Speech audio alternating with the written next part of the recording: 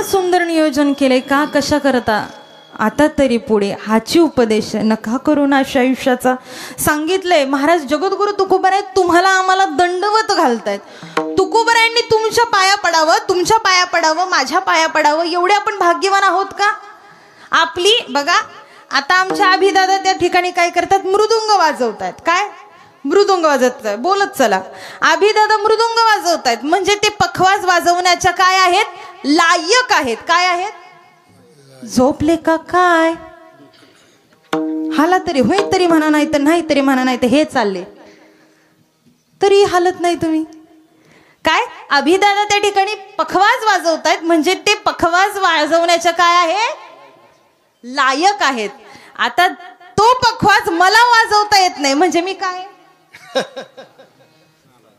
नालायक काय शब्द काय झाला लायक नालायक म्हणा तरी आता का ना तुमच्याच गावात आले काय म्हणजे ते लायकीचे आहेत आणि मी त्याच्या लायक नाही लायक त्याचा विरुद्धार्थ शब्द काय नालायक बघा माझेच वडील म्हणतात नालायक हा म्हणजे सांगण्याचा भाव असा की प्रत्येक गोष्टीकडे पाहताना त्या पात्रतेचे आपण आहोत म्हणजे समानार्थी ही काही शिवे आहे का नाहीये म्हणजे हा काय विरुद्धार्थी शब्द आहे पण सांगण्याचा भाव असं की आज आपण एवढा सगळा अट्टहास केलाय सगळ्या गोष्टी पण जगद्गुरु तुकोबारायांनी आपल्या पाया पडावं तेवढ्या आपण लायकीचे नाही आता तुम्हीच म्हणला तेवढ्या आपण लायकीचे नाहीयेत तरी पण जगद्गुरु तुकोबाराय तुम्हाला आम्हाला दंडवत घालतात काय की बाबा आता तरी पुढे हाची उपदेश समजलं या कुटुंबाला कळालं की आमच्याकडची वेळ निघून गेले आमचं लेकरू निघून गेले पण आता आम्हाला कळाले जर त्या लेकराला उत्तमची गती जर भेटायचं असेल तर त्यावरती एकच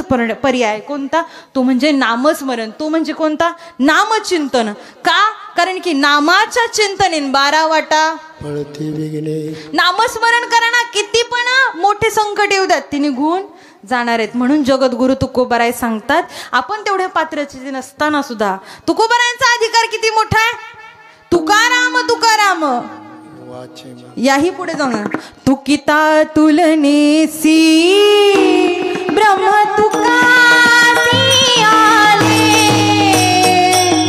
मनोनी रामेश्वर चरणी मस्तक ठेविले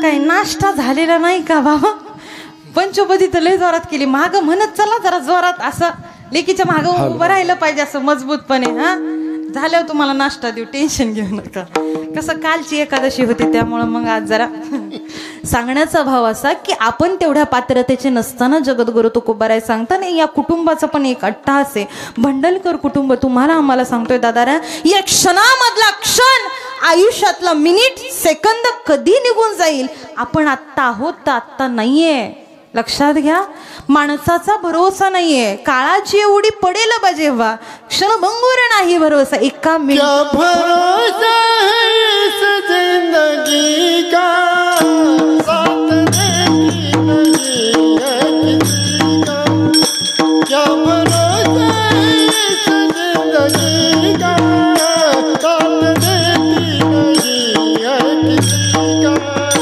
क्या भरोसा है इस जिंदगी का अरे बोलता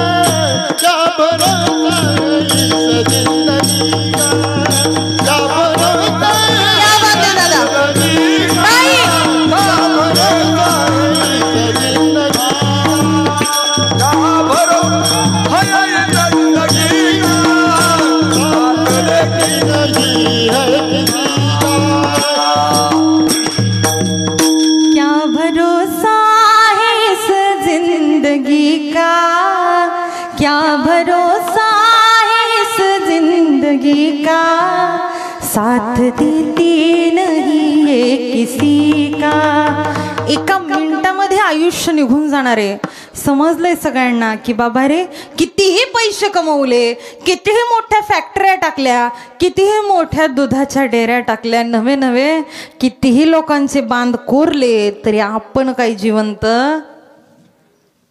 कितीही लोकांना ह्याची टोपी त्याला आणि त्याची टोपी ह्याला करा, काही फायदा नाही. तुमची जागा भरल्यानंतर तुमची एक जागा रिकामी वरती, फक्त त्यांनी फक्त अर्ज करून तिथं सही करायचा वेळ बाकी आहे. किती प्रयत्न करा तुम्ही, कितीही प्रयत्न करा, पण ज्याचं त्याचं मरण ज्याच्या त्याच्या ठिकाणी ठरलेलं आहे. महाराज खूप सुंदर सांगतात की किती प्रयत्न केले म्हणजे मरण थांबल.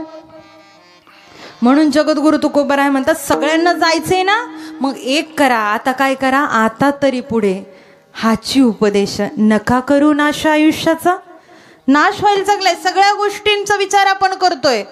संध्याकाळी भाजी काय बनवायचं आहे ह्याचा विचार बाई सकाळपासूनच करते. बाई संध्याकाळी स्वयंपाक करायचा आहे, संध्याकाळी स्वयंपाक करायचा आहे. कशाचा विचार केला? निरर्थक गोष्टीचा. कसली गोष्ट आहे? स्वयंपाक संध्याकाळी झाल्यानंतर ती गोष्ट काय होणार आहे? नाश पावणार आहे, म्हणजे निरर्थक गोष्ट. आपण विचार कशाचा करतोय? एका माणसाने इतका विचार केला, इतका विचार केला, इतका विचार केला. बायकोला म्हटला, होय ग आपल्याला एक लेकरू झाल्यावर कुठं झोपवायचं? ती म्हणली होय थोडंसं पलीकडं व्हा. बघा निरर्थक गोष्टीचा विचार कशा पद्धतीने व्हा. म्हणली थोडंसं पलीकडं सरकलं. ती म्हणली आणि जुळत झालं तर? ती म्हणली असं करा, अजून थोडं पलीकडं. समजा पलीकडे सरकल्यानंतर तो बाबा जसा खाली पडला तसं तर कंबरट्यातच गेला. तसंच नीला पुण्याला हॉस्पिटलमध्ये नीला विचारलं, का रे काय झालं, कशाचा विचार केला? नाही म्हणले 2 लेकरं झाल्यावर त्यांना झोपवायचं कुठं हा विचार केला. कसला विचार? निरर्थक, म्हणजे ज्याच्यातून काहीच फळ मिळत नाही. ज्ञानोबा ज्ञानेश्वरीमध्ये सांगतात निरर्थक गोष्टीचा विचार केला तर तुम्हाला काय भेटणार आहे?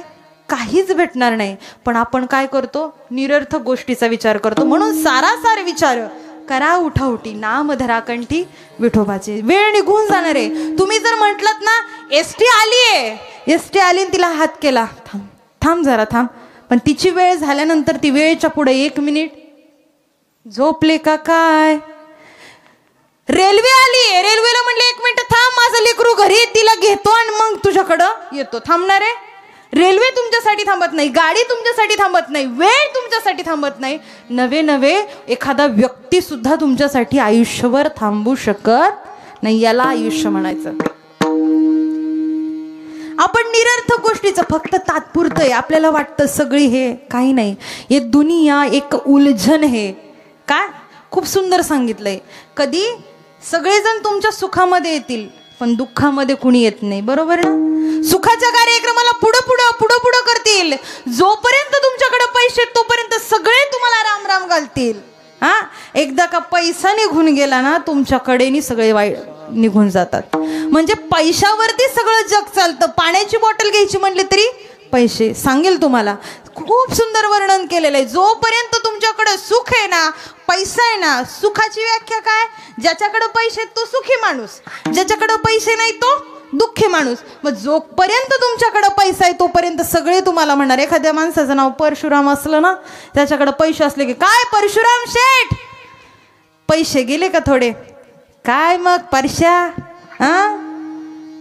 ही परिस्थिती आपल्यावरती आहे. म्हणून सांगेल, खूप सुंदर सांगितलंय, सुख के सब साथी दुख में ना कोई, सुख के सब साथी दुख में ना कोई, तेरा नाम एक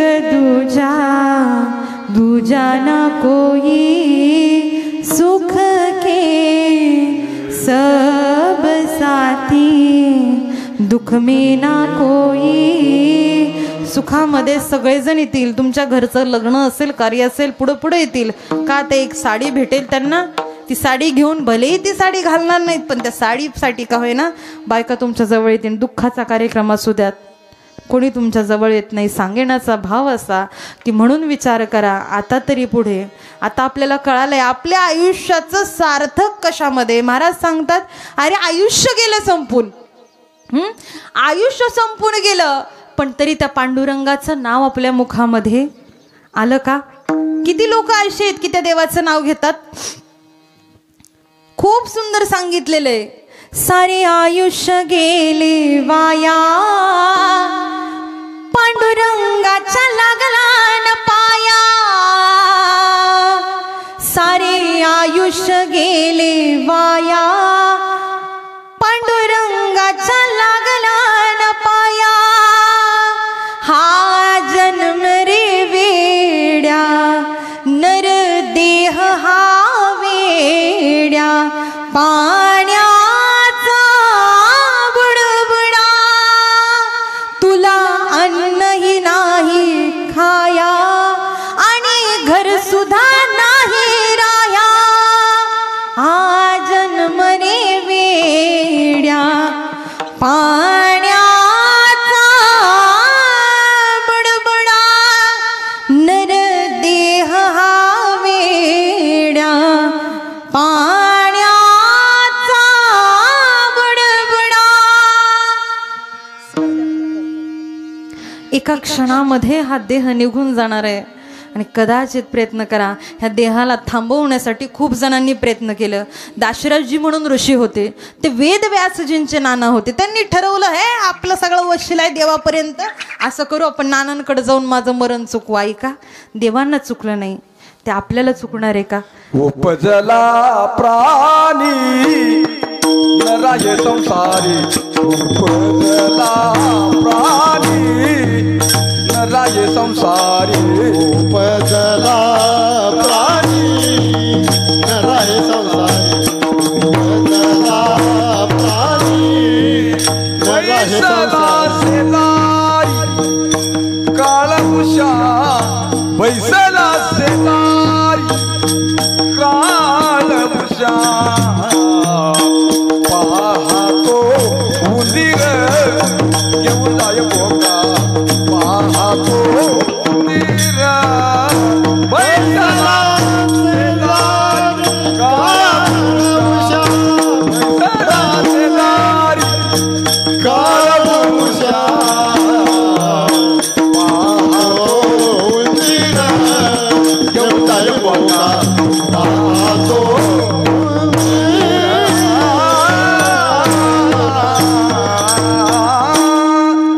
क्षणार्धामध्ये देह निघून जाणार. देह हे काळाचे, धन कुबेराचे, इथे मनुष्याचे काय? एकाने प्रश्न केला, म्हणले ताई तुम्ही सांगताय, मी दाशराजीचं उदाहरण देत होते, मला माहिती आहे, पुढं चला ऐका.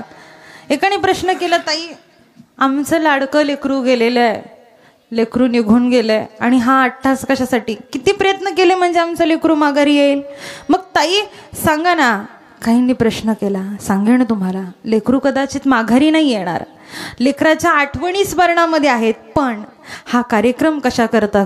अन्नदान आणि ज्ञानदान ह्या दोन्ही गोष्टींचा आजच्या दिवशी 12 वाजता या ठिकाणी काय केली जाते? गणना केली जाते. आणि ते गणना त्या व्यक्तीच्या ठिकाणी, त्या व्यक्तीला त्या ठिकाणी पुण्याच्या संचयामध्ये त्या ठिकाणी पोहोचवलं जातं आणि मग त्या व्यक्तीला उत्तमची गती तो एक पावेल आणि अशा पद्धतीने उत्तम गती त्या ठिकाणी स्वर्ग लोकामध्ये भेटत असते. सांगण्याचा भाव असा की दाशराजींना मरण चुकलं का? किती प्रयत्न केले, किती अट्टहास केले, सगळ्यांना, काळाला, यमराजांना सगळ्यांना घेऊन गेले, पण तरी त्यांचं मरण चुकलं नाही. शेवटी काळाच्या दारामध्ये गेल्यानंतर काळाला म्हणले, आता तरी चला, सगळ्यांच्या दारात हातापाया पडलो, नाही कोणी माझ्या वाटेला आलं. काळजी म्हणले, चला आता तुमची इच्छाच आहे ना तर जाऊ. दाशराजी, व्यासजी, काळजी, यमराजजी हे सगळेजण, हे चौघेही कोणाच्या दारात निघाले? अंतकच्या दारामध्ये येऊन पोहोचले. अंतकच्या दारामध्ये जाऊन पोहोचल्यानंतर अंतकजींनी दरवाजा उघडला. अंतकजींनी जसा दरवाजा उघडला तसं दाशराजींना रक्ताची उलटी झाली आणि दाशराजी त्याच ठिकाणी मरण पावले. मरण पावल्यानंतर अंतकजी हसायला लागले. सगळ्यांना प्रश्न पडला. काळजी, यमराजी, व्यासजी तिघेही विचारायला लागले, दाशरथजी मरण पावलेत, त्यांना रक्ताची उलटी झाली, तुम्ही हसताय? अरे म्हटले, गेले 4 दिवस झालं विचार करत होतो दाशरथजींना मारायचं कसं. दाशरथजींचं मरण कशामध्ये होतं? ज्यावेळेस तुम्ही चौघे जण, काळजी, व्यासजी, दाशरथजी आणि यमराजजी हे चौघे जण अंतकच्या दारात येतील, त्यावेळेस कोणाचं मरण होतं? दाशराजींचं मरण होतं, म्हणून इतका प्रयत्न केला आणि म्हणून आज तो प्रयत्न सफल झाला, म्हणून मी हसतोय. बघा, त्यांना चुकलं का मरण? आपल्याला मरणाची भीती वाटते, बरोबर की नाही? आणि संतांना मरण त्या ठिकाणी काय वाटतं? त्यांना वाटतं केव्हाही मरण आलं तरी हरकत नाही. काय म्हणतात? मरण माझे मरुणी गेले आणि मज केले अमर, असं संत सांगतात. पण आपलं उलट आहे. म्हणून प्रयत्न करायचा. किती अखंड हरिनाम सप्ताहाला गेला आणि किती कीर्तन ऐकले तरी आपलं मन शुद्ध होणार नाही. त्यासाठी आपण काय केलं पाहिजे? एक म्हणलं, ताई आम्ही कीर्तनाला जातो, भजनाला जातो, पण सांगेन तुम्हाला, मी देवाला काही मानत नाही. लोक आमच्या पुढे येऊन आम्हाला म्हणतात, काय म्हणतात बाबा? की आमचा देवावर विश्वास नाही. काय नाही, त्या देवाने आमचं, बोलत चला, त्या देवानं आमचं वाटोळं केलं. लोक म्हणतात, सांगेन तुम्हाला, आमच्या देवाला जर तुम्ही नावं ठेवलं तर आम्हाला राग येईल की नाही? एखाद्याच्या आई बापाला नावं ठेवलं तर राग येतो की नाही? तसं देव आमचं कोण आहे? आई बाप आहे. माय बाप केवळ कॅशी तेने न जावे तीर्थाशी. आई वडील, तो म्हटला, ताई आमचे आई वडील घरी आहेत ना, ते माझ्यावरती नितांत प्रेम करतात, असं करू असं करू. त्या देवावरती श्रद्धा नाही, माझ्या आई बापावरती श्रद्धा आहे. पण मान्य आहे, आई बापावरती श्रद्धा आहे, पण ज्या वेळेस तुम्हाला मरण घ्यायला येईल ना, खूप सुंदर वर्णन करतायत. तुम्हाला मरण घ्यायला आल्यावरती तुमचे आई बाप सुद्धा काही करणार नाही. तुमचं लेकरू लहान असू द्या, आई रात्रभर जागेल, त्या लेकराला औषध पाजेल, नवे नवे दूध पाजेल, त्याला मांडीवर घेऊन थापटेल, रात्रभर जागून काढेल. पण आई सगळं काही ते लेकरासाठी करेल, पण त्याचं मरण थांबवू शकत नाही. बाप नवे नवे त्या डॉक्टरकडे जाईल, शहरातल्या मोठ्या हॉस्पिटलमध्ये त्या लेकराला नेईल. किती पैसे लागतील ते लागू दे, माझ्या हाडाचं काढा आणि रक्ताचं पाणी करील, पण माझ्या लेकराला मी वाचवेल. आई आणि बाप आपल्यासाठी सगळं करतात.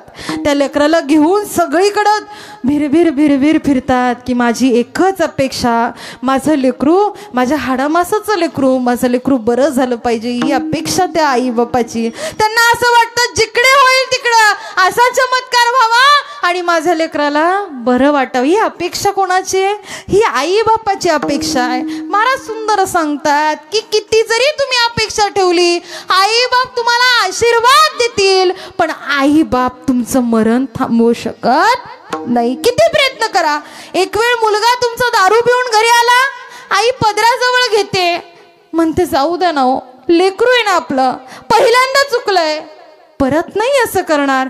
तुमचे प्रत्येक गुन्हे माफ करते, तिचं नाव आई आहे. तुमच्या प्रत्येक संकटामध्ये तुम्हाला आधार देतो, त्याचं नाव बाप आहे. तुमच्यावरती कितीही कर्ज होऊ द्या, आई बाप एकत्र येऊन त्या कर्जाचा डोंगर बाजूला टाकतात, त्याचं नाव आई बाप आहे. सगळ्या गोष्टीतनं तुम्हाला आई बाप चुकवतील, पण ज्या वेळेस तुम्हाला मरण घ्यायला येईल ना, महाराज खूप सुंदर वर्णन करतात, त्या मरणापासून तुमचे आई बाप तुम्हाला थांबवू शकत नाही. काळाची उडी पडेल बाजेवा, काळाची उडी पडेल बाजेवा, सोडवीन तेव्हा माय बाप, सोड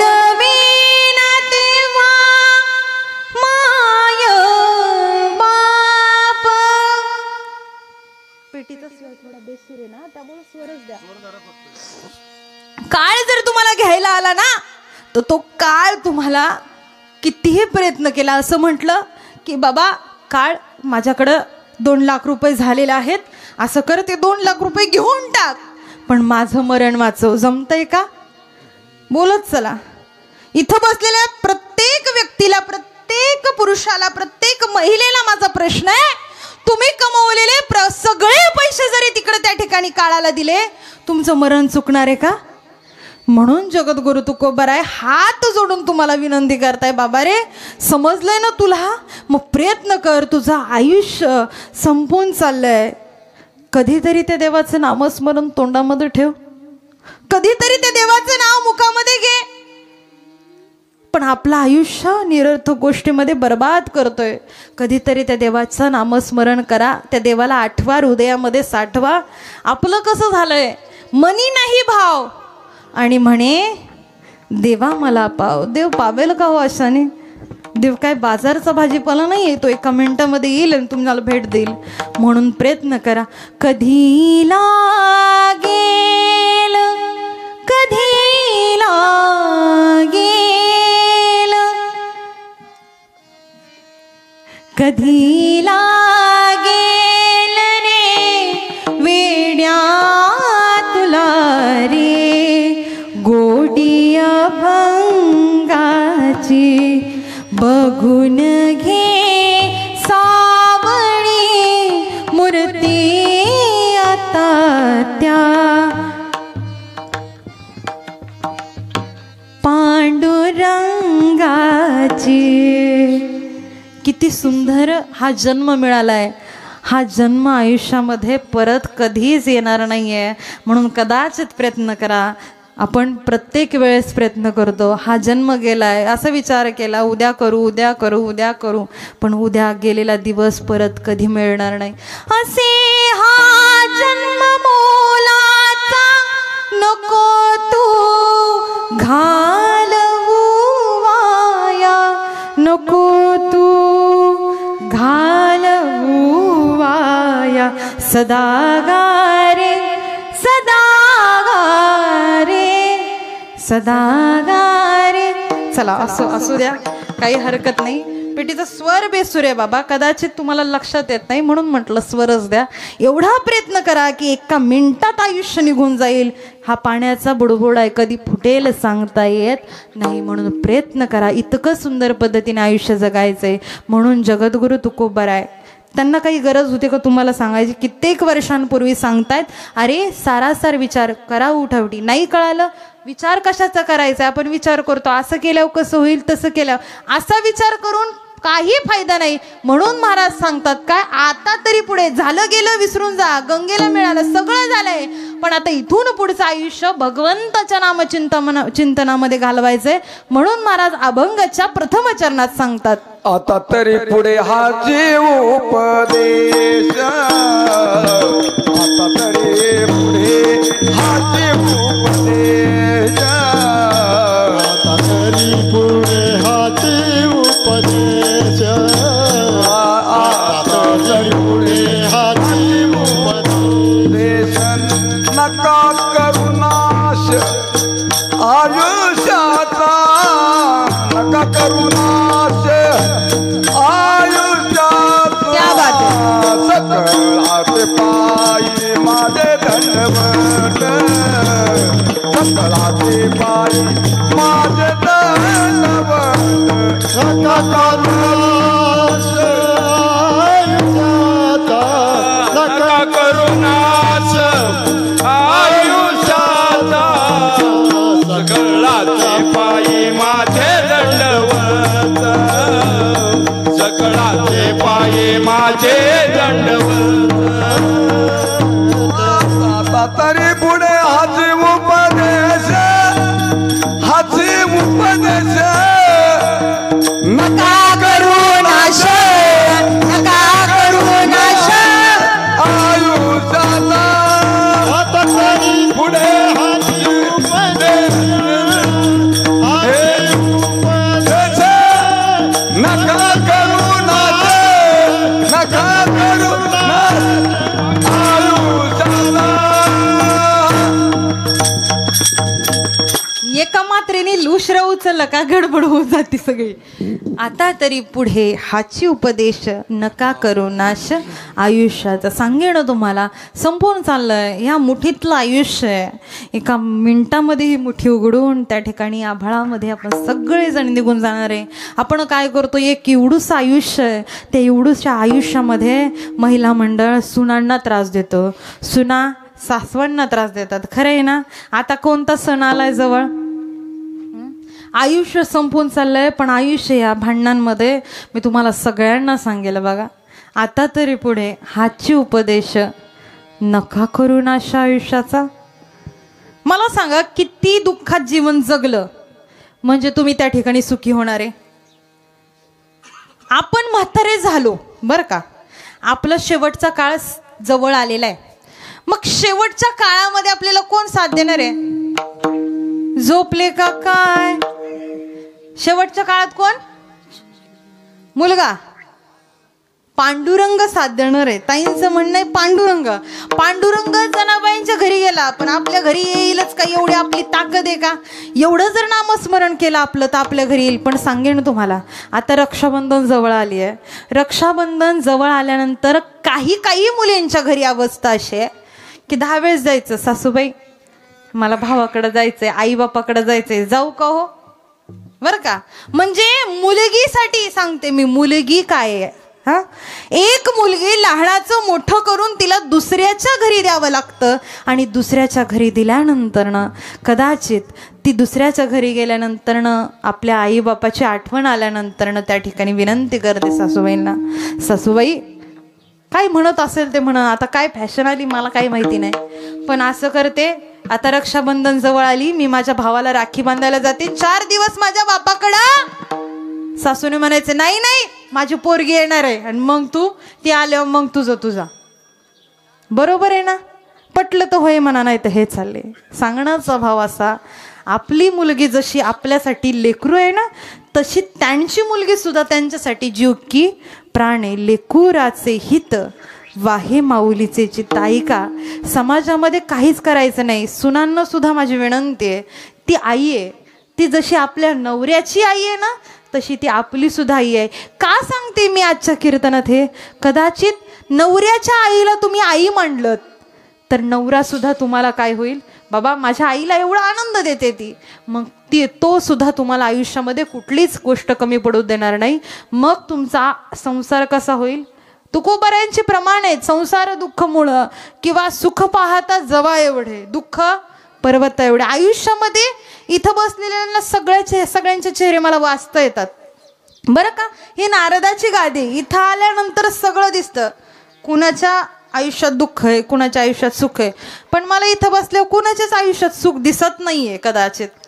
तुमचं तुम्हाला माहिती, आता प्रत्येकाच्या अंतकरणात माहिती किती लोक सुखी आहेत. पैसा ज्याच्याकडे तो सुद्धा सुखी नाही, ज्याच्याकडे पैसा नाही तो सुद्धा सुखी नाही. इथून मला असं दिसतंय की तुम्ही दुःखी आहेत. मग तुम्हाला सुखाची व्याख्या पाहिजे का? सुखाची व्याख्या पाहिजे का? झोपले का काय? होय तरी म्हणा, नाही तर नाही तरी म्हणा, काहीतरी असं करा हा पाहिजे. बाबा म्हणतात सुखाची व्याख्या पाहिजे. बघा एवढं दुःख आहे, दुःखावरती तुकोबरायांनी असंख्य प्रमाणाने लिहिलेत, पण आपल्याला संसार कसा करायचा आहे? सुखाचा करायचा आहे. म्हणून सांगितलं की जर आपल्या सासूला आई म्हटलं तर जगातलं दुःखच नष्ट होईल. दुसरी गोष्ट, आपण सुनेला मुलगीच म्हटलं तर भांडणच नाही ना. इकडं राहिली तशीच तिकडं राहू द्या ना, पटते ना.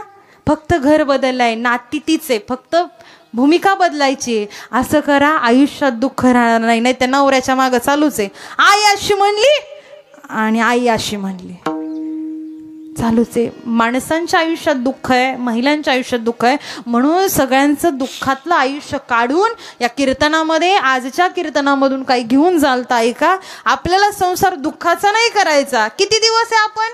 ज्याचं वय 25 आहे ना त्यांनी ठरवायचं आजपासून, आहे ना रेंज?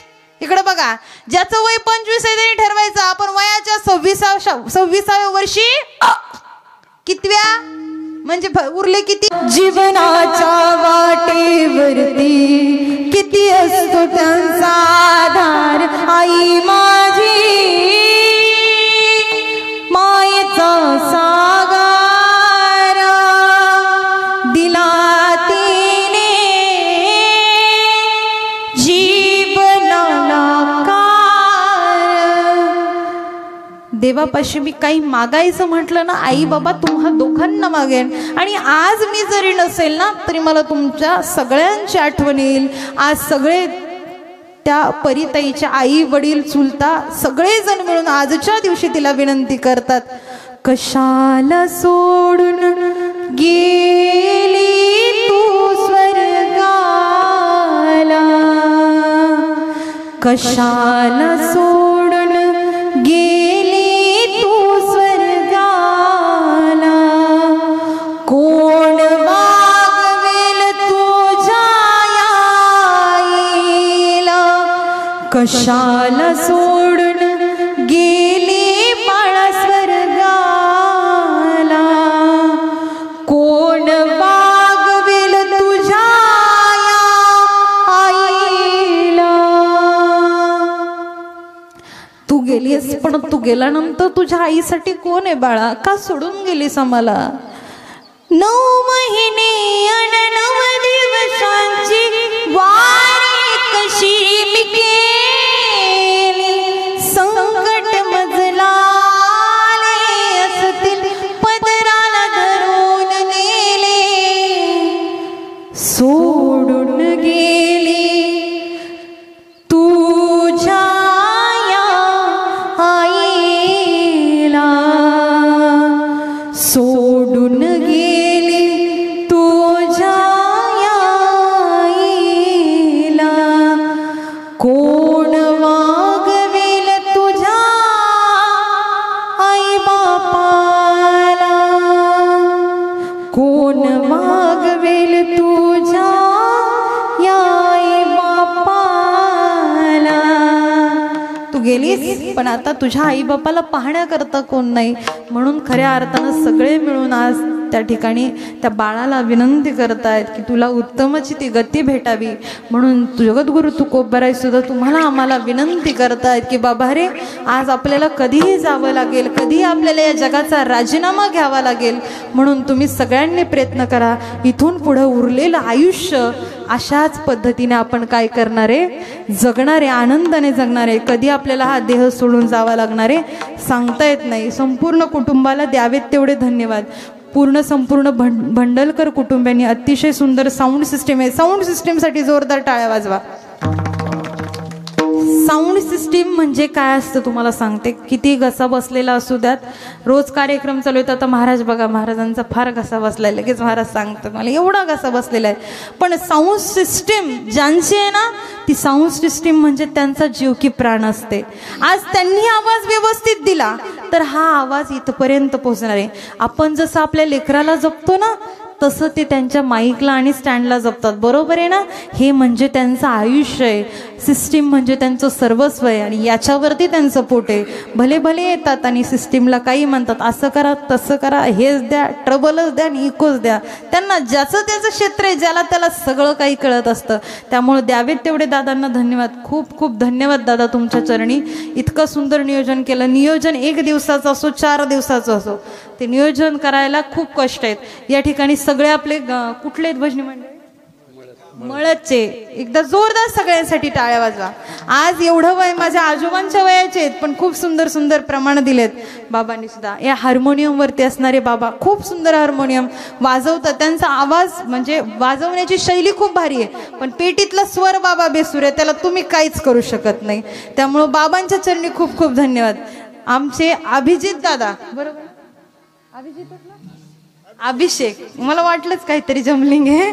हां, अभिषेक दादा खूप सुंदर या ठिकाणी पखवाजावरती साथ दिली. त्यांच्याही चरणी माथा सांगेन तुम्हाला. सुंदर कार्यक्रमाचं नियोजन केलं. कार्यक्रमाला असं म्हणतात, कार्यक्रमाचं नियोजन करत असताना खूप अडथळे येतात. आमचे भाऊ, आमचे भंडलकर भाऊ दोन्हीही दादा असतील, त्यांचे भाऊ, परिताईंचे बाबा, सगळेजण घरी आले होते. कार्यक्रम कसं करायचं, काय करायचं नियोजन, ताई तुम्ही सांगा. आमच्या ताईच्या कार्यक्रमात कुठलीच वस्तू कमी नाही पडली पाहिजे, सगळं काही चांगलं झालं पाहिजे. कारण की आज लेकरू नसल्यावरती त्याची किंमत कळते माणसाला. तुमच्याकडं आहे दादा, तुम्हाला विनंती करतायत, संपूर्ण भंडलकर कुटुंब विनंती करतायत, तुमच्याकडं आहे ना त्या गोष्टी जपा. आज त्यांची वेळ निघून गेली. खूप कीर्तनकार येतात, सांगतात, पण आपण इकडून ऐकतो आणि इकडून सोडून देतो. तसं काही करू नका. एवढा अट्टास कशासाठी केलाय? खूप सुंदर सगळं काही आत्मसात करा आणि तुमचं जीवन समृद्ध बनवा. कारण की एक व्यक्ती जायला 1 मिनिट सुद्धा लागत नाही. ते शूरवीर जवान सुद्धा मरण पावतात. आपल्याला आपला देह मिळालाय, आपल्यासाठी ते रक्षण करतात. 15 ऑगस्टला बघितलं तुम्ही, सगळेजण शूरवीर तिथं आहेत म्हणून आपण जगतोय. 1 मिनिटात ते जाऊ शकतात, बरोबर ना. तसं आपण सुद्धा जाऊ शकतो. म्हणून सगळ्यांनी प्रयत्न करा. हे जे आयुष्य मिळालेलं आहे 1 मिनिटात जाऊ शकतं. आणि जर मी सांगितलेलं कीर्तन तुम्हाला नाही समजलं तर मग तुम्ही प्रयत्न करा. महाराज खूप सुंदर त्या ठिकाणी वर्णन करतात. काय? हे जरी नाही कळलं मग दुसरा येईल, हे जरी नाही कळलं, हे जरी नाही कळलं मग दुसरा येईल, हे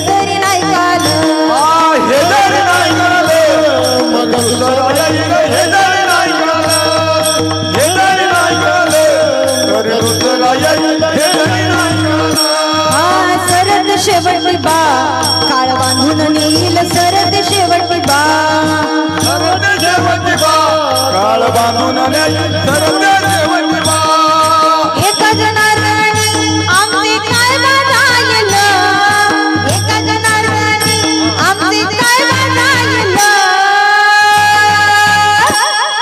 पिंगळा पिंगळा पिंगळा पिंगळा पिंगळा महाद्वारी बोल बोली बोले लेखा पिंगळा महाद्वारी बोल बोल तो देखा पिंगळा महाद्वारी पिंगळा महाद्वारी बोल बोल तो पिंगळा महाद्वारी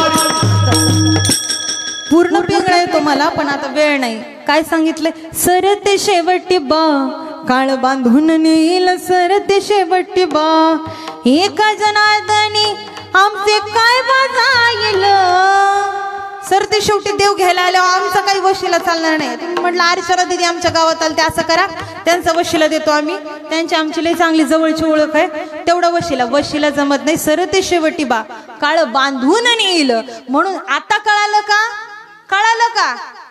आता तरी पुढे हाची उपदेश नका करून अशा आयुष्याचा सुंदर पद्धतीने सुंदर जीवन जगा झालेली सेवा पंढरीच्या पांडुरंगा चरणी तुम्हा सर्व माता पितांच्या चरणी समर्पित करून आज सांगायला कौतुक वाटतं की आज कार्यक्रमाला माझे आई वडील दोघेही या ठिकाणी हजर आहेत आता लग्न झाले त्या ठिकाणी तिकडं दिलेलं आहे मला ठाण्याला पण कुरकुम गाव आहे आणि आई वडील दोघंही या ठिकाणी कीर्तनाला उपस्थित आहेत त्यांच्यामुळे आज एवढं विश्व महाराष्ट्रभर फिरते आज त्यांचे संस्कार आणि त्यांचे आचार विचार घेऊन महाराष्ट्रभर हीच सेवा मला करायला भेटते ही मी माऊलींची कृपा समजते माझ्या आई वडिलांच्या चरणी ज्ञानोबा यांच्या चरणी नवे नवे तुम्हा सर्व माता पितांच्या चरणी आमचं त्या मळदमध्ये इथं तुमच्या गावामध्ये कीर्तन झालं ते आमचे भाऊ इथं समोर बसलेले भगत भाऊ ते सुद्धा या ठिकाणी आलेले आहेत खूप सगळे ओळखीचे आहेत सगळ्यांचं नाम उल्लेख करणं हे नाहीये म्हणून सगळ्यांच्या चरणी माझ्या माता पितांच्या चरणी त्या ठिकाणी नतमस्तक होते आणि सेवेला याच ठिकाणी पूर्ण होणार ज्ञानेश्वर